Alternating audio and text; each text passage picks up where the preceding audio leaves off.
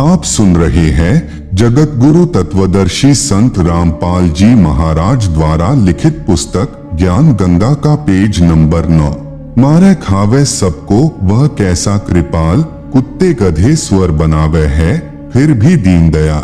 Bible वेद कुरान है जैसे चांद प्रकाश, सूरज ज्ञान कबीर का करे तिमर का नाश।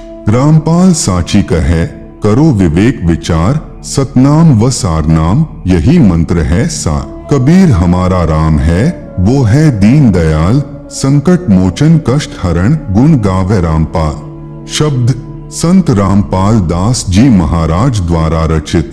ब्रह्मा विष्णु शिव हैं तीन लोक प्रधान, अष्टंगी इनकी माता है और पिता काल भगवान। 1 लाख को काल नित खावे सीना तान, ब्रह्मा बनावे विष्णु पाले शिव कर दे कल्याण। अर्जुन डर के पूछता है यह कौन रूप भगवान, कहे निरंजन मैं काल हूँ सबको आया खान। ब्रह्मा नाम इसी का है वेद करें गुणगान, जन्म मरण 84 यह इसका संविधान। 4 राम की भक्ति में लग रहा संसार, 5वें राम का ज्ञान नहीं जो पार उतारनहार। ब्रह्मा विष्णु शिव तीनों गुण हैं, दूसरा प्रकृति का जाल, लाख जीव नित भक्षण करें राम तीसरा काल। अक्षर पुरुष है राम चौथा, जैसे चंद्रमा जान, 5वां राम कबीर है जैसे उदय हुआ भान। रामदेवानंद गुरु जी कर गए नजर निहाल, सतनाम का दिया खजाना बरते रामपाल। नाम यानी दीक्षा लेने वाले व्यक्तियों के लिए आवश्यक जानकारी। पूर्ण गुरु की पहचान। दीक्षा लेने वाले को चाहिए कि वह सर्वप्रथम गुरु जी की पहचान करे, उसके पश्चात दीक्षा ले। आज कलयुग में भक्त समाज के सामने पूर्ण गुरु की पहचान करना सबसे जटिल प्रश्न बना हुआ है, लेकिन इसका बहुत ही लघु और साधारण सा उत्तर है कि जो गुरु शास्त्रों के अनुसार भक्ति करता है और अपने अनुयायियों अर्थात शिष्यों द्वारा करवाता है वही पूर्ण संत है। चूंकि भक्ति मार्ग का संविधान धार्मिक शास्त्र जैसे कबीर साहेब की वाणी, नानक साहेब की वाणी, संत गरीबदास जी महाराज की वाणी, संत धर्मदास जी साहेब की वाणी, वेद गीता पुराण कुरान पवित्र बाइबल आदि हैं। जो भी संत शास्त्रों के अनुसार भक्ति साधना बताता है और भक्त समाज को मार्गदर्शन करता है तो वह पूर्ण संत है, अन्यथा वह भक्त समाज का घोर दुश्मन है जो शास्त्रों के विरुद्ध साधना करवा रहा है। आप सुन रहे हैं जगत गुरु तत्वदर्शी संत रामपाल जी महाराज द्वारा लिखित पुस्तक ज्ञान गंगा का पेज नंबर 10। इस अनमोल मानव जन्म के साथ खिलवाड़ कर रहा है। ऐसे गुरु या संत को भगवान के दरबार में घोर नरक में उल्टा लटकाया जाएगा। उदाहरण के तौर पर जैसे कोई अध्यापक सिलेबस यानी पाठ्यक्रम से बाहर की शिक्षा देता है तो वह उन विद्यार्थियों का दुश्मन है। गीता अध्याय नंबर 7 का श्लोक नंबर 15। न माम दुष्कृतिनः मूढ़ाः प्रपद्यन्ते नराधमाः माया अपहृत ज्ञानाः आसुरम भावम आश्रिताः।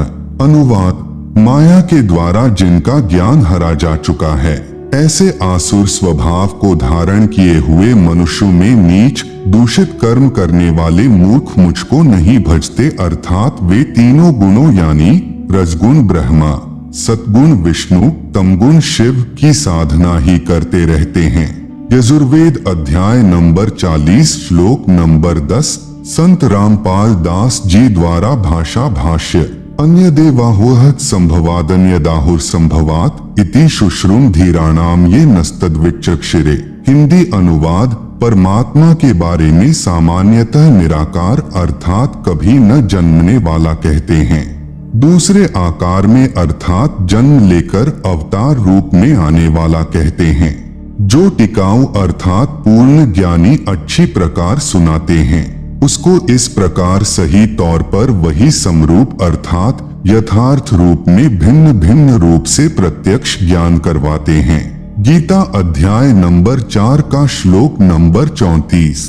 तत् विद्धि प्रणिपातेन परिप्रश्नेन सेव्या उपदेक्ष्यन्ति ते ज्ञानम ज्ञानिनः तत्वदर्शिनः। अनुवाद, उसको समझ उन पूर्ण परमात्मा के ज्ञान व समाधान को जानने वाले संतों को भली भांति दंडवत प्रणाम करने से, उनकी सेवा करने से और कपट छोड़कर सरलता पूर्वक प्रश्न करने से वे परमात्म तत्व को भली भांति जानने वाले ज्ञानी महात्मा तुझे उस तत्व ज्ञान का उपदेश करेंगे। उपदेशी के लिए मर्यादा। नंबर 1, नशीली वस्तुओं का सेवन निषेध। हुक्का, शराब, बियर, तंबाकू, बीड़ी, सिगरेट, हुलास, सूंघना, गुटखा, मांस, अंडा, सुल्फा, अफीम, गांजा और अन्य नशीली चीजों का सेवन तो दूर रहा, किसी को नशीली वस्तु लाकर भी नहीं देनी है। बंदी छोड़ गरीबदास जी महाराज इन सभी नशीली वस्तुओं को बहुत बुरा बताते हुए अपनी वाणी में कहते हैं कि सुरापान मद मांसाहारी, गमन करे भोगे पर नारी, 70 जन्म कटत हैं शीशम, साक्षी साहिब है जगदीशम। परद्वारा स्त्री का खोले, 70 जन्म अंधा होए डोले, मदिरा पीवे कड़वा पानी, 70 जन्म श्वान के जानी। गरीब हुक्का हरदम पीवते, लाल मिलावे धूर, इसमें संशय है नहीं। जन्म पिछले सूर, गरीब सो नारी जारी करे, सुरापान 100 बार, एक चिलम हुक्का भरे, डूबे काली धार। आप सुन रहे हैं जगत गुरु तत्वदर्शी संत रामपाल जी महाराज द्वारा लिखित पुस्तक ज्ञान गंगा का पेज नंबर 11।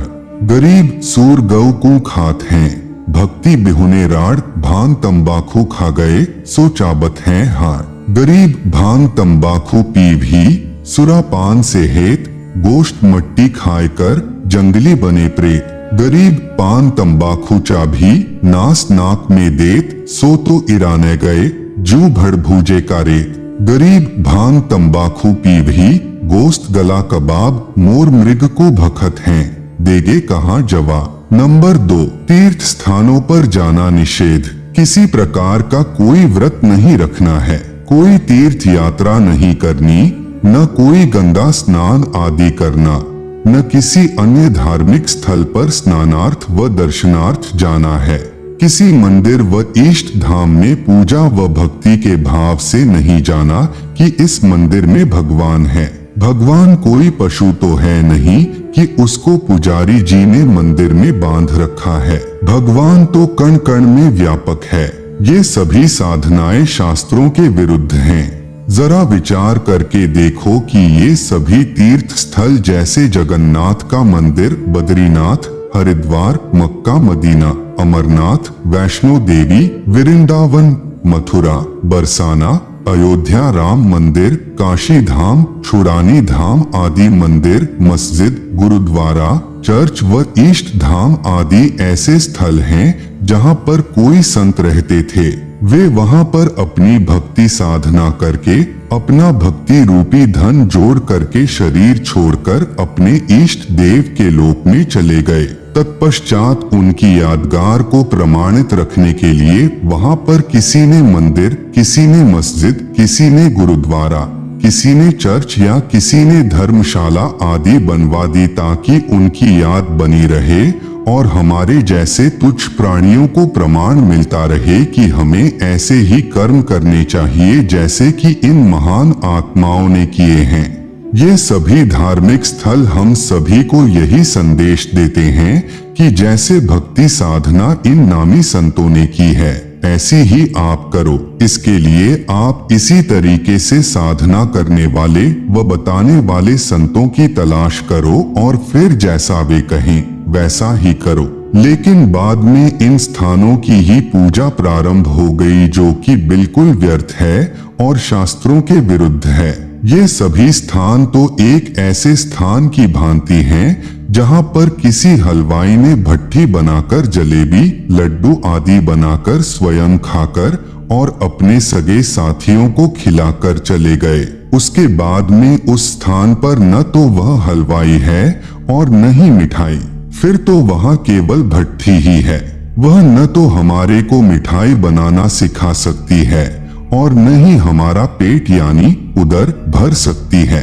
अब कोई कहे कि आओ भैया आपको वह भट्ठी दिखाकर लाऊंगा जहाँ पर एक हलवाई ने मिठाई बनाई थी। चलो चलते हैं। वहाँ जाकर उस भट्ठी को देख लिया और 7 चक्कर भी काट आए। क्या आपको मिठाई मिली? क्या आपको मिठाई बनाने की विधि बताने वाला हलवाई मिला? इसके लिए आपने वैसा ही हलवाई खोजना होगा जो सबसे पहले आपको मिठाई खिलाए और बनाने की विधि भी बताए। फिर जैसे वे कहें केवल वही करना, अन्य नहीं।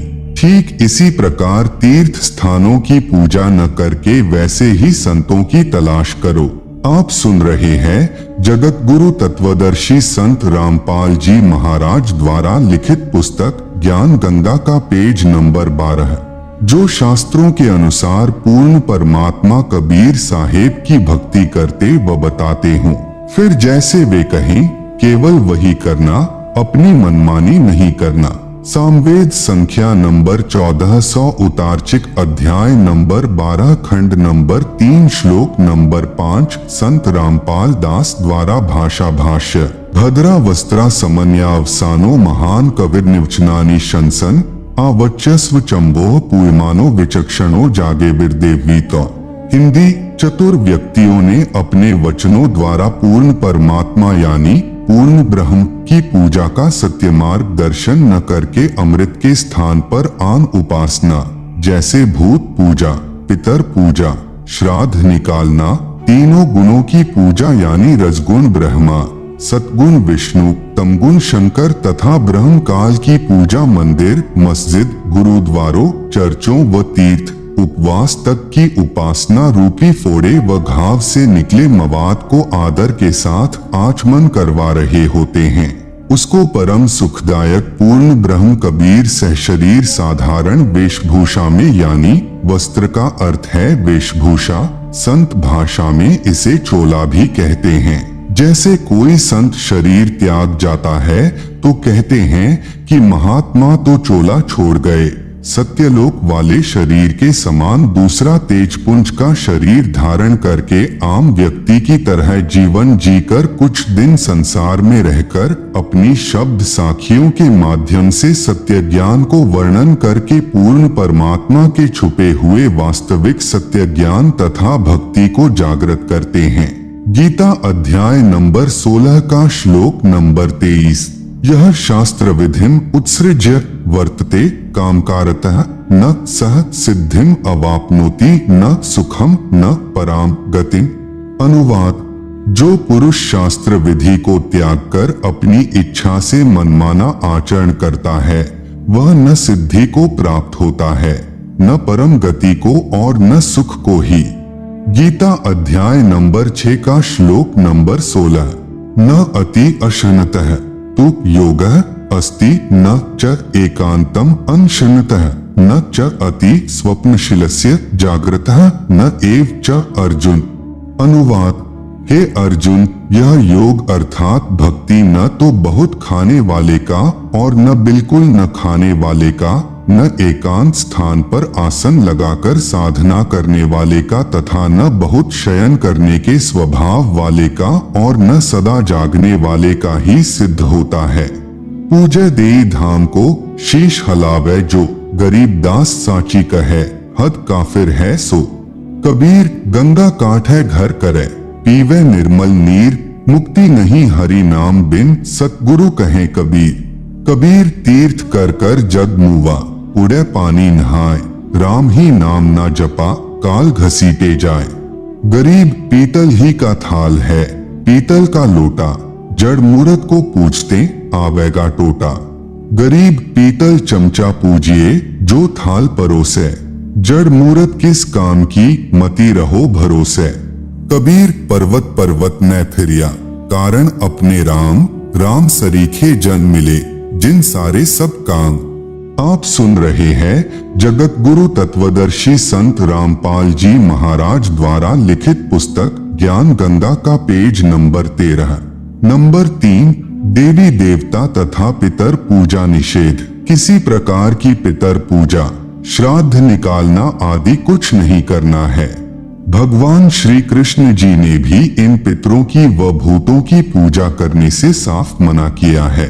गीता जी के अध्याय नंबर 9 के श्लोक नंबर 25 में कहा है कि यान्ति देवव्रताः देवान् पितॄन् यान्ति पितृव्रताः भूतानि यान्ति भूतेज्याः मद्याजिनः अपि माम्। अनुवाद: देवताओं को पूजने वाले देवताओं को प्राप्त होते हैं, पितरों को पूजने वाले पितरों को प्राप्त होते हैं, भूतों को पूजने वाले भूतों को प्राप्त होते हैं और मतानुसार पूजन करने वाले भक्त मुझसे ही लाभान्वित होते हैं। बंदी छोड़ गरीबदास जी महाराज और कबीर साहिब जी महाराज भी कहते हैं, गरीब भूत रमैसो भूत है, देव रमैसो देव, राम रमैसो राम है, सुनो सकल सुरभेद। इसलिए उस पूर्ण परमात्मा परमेश्वर की भक्ति करो जिससे पूर्ण मुक्ति होवे।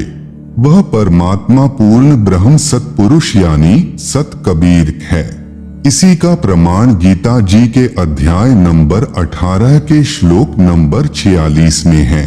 यतः प्रवृत्तिर्भूतानां येन सर्वमिदं ततं स्वकर्मणा तमभ्यर्च्य सिद्धिं विन्दति मानवः। अनुवाद: जिस परमेश्वर से संपूर्ण प्राणियों की उत्पत्ति हुई है और जिससे यह समस्त जगत व्याप्त है, उस परमेश्वर की अपने स्वाभाविक कर्मों द्वारा पूजा करके मनुष्य परम सिद्धि को प्राप्त हो जाता है। गीता अध्याय नंबर 18 का श्लोक नंबर 62। तमेव शरणं गच्छ सर्वभावेन भारत तत्प्रसादात् पराम शांतिम स्थानम प्राप्स्यसि शाश्वतम। अनुवाद: हे भरतवंशोद्भव अर्जुन, तू सर्वभाव से उस परमेश्वर की ही शरण में चला जा। उसकी कृपा से तू परम शांति को और अविनाशी स्थान को प्राप्त हो जाएगा। सर्वभाव का तात्पर्य है कि कोई अन्य पूजा न करके मन, कर्म, वचन से एक परमेश्वर में आस्था रखना। गीता अध्याय नंबर 8 का श्लोक नंबर 22। पुरुषः सपरः पार्थ भक्त्या लभ्यस्त्वनन्यया यस्यान्तः स्थानि भूतानि येन सर्वमिदं ततम्। अनुवाद: हे पृथानंदन अर्जुन, संपूर्ण प्राणी जिसके अंतर्गत हैं और जिससे यह संपूर्ण संसार व्याप्त है, वह परम पुरुष परमात्मा तो अनन्य भक्ति से प्राप्त होने योग्य है। अनन्य भक्ति का तात्पर्य है एक परमेश्वर यानी पूर्ण ब्रह्म की भक्ति करना, दूसरे देवी देवताओं अर्थात तीनों गुणों यानी रजगुण ब्रह्मा, सतगुण विष्णु, तमगुण शिव की नहीं।